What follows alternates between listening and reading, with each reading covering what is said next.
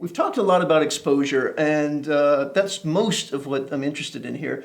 But let's also talk a little bit about color. So far this semester, we haven't worried about it. I've let you run the cameras on automatic color, and for the most part, it's done just fine.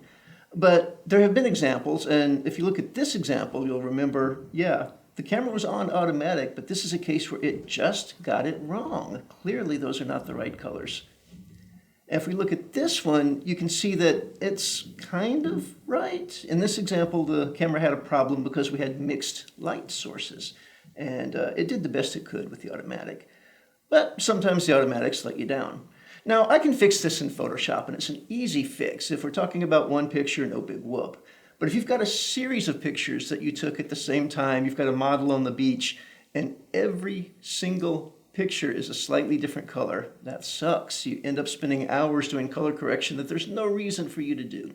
So let's look at how we can tell the camera not to be automatic. So it starts, like so many of these things do, with a menu. So all I have to do is press the I button there to get the little menu.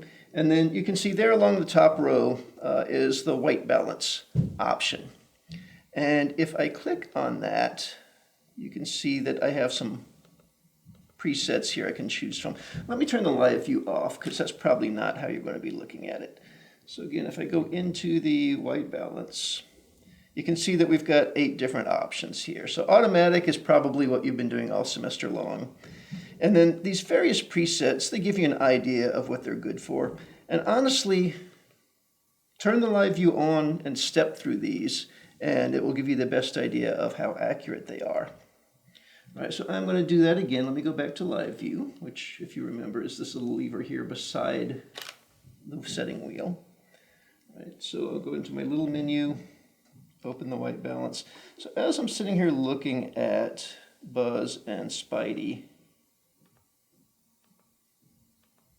I step through these, you can see the color changing. Automatic would probably do just fine in here.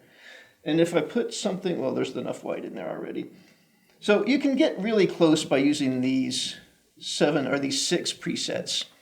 There is an option, this bottom one, where you can actually assign your own preset.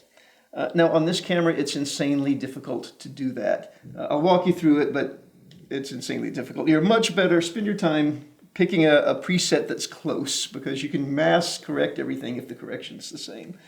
All right, but what you would do is you actually can't do it from here. You have to go into the full menu. So press the real menu button. And if you're not there already, navigate to the white balance and step to the right. And you can see we've got the same, we can set it here. We have the same options.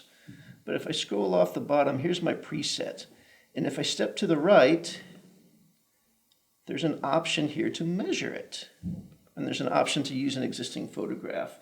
So if I click the measure, what it's going to ask me to do is to take a picture of something white. So that would be the next step. I click this, I point the camera at something that's actually white, I take a picture, and then it will remember that as the preset.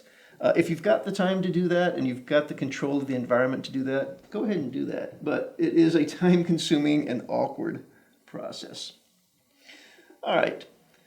So doing this will save you a lot of anguish when you get into your photo editing. It doesn't matter if it's right, but what it does matter is if all of your photos in a sequence are consistent. Because if you have to do just one type of correction, you can copy the correction from one photograph to an infinite number of photographs in just a few mouse clicks.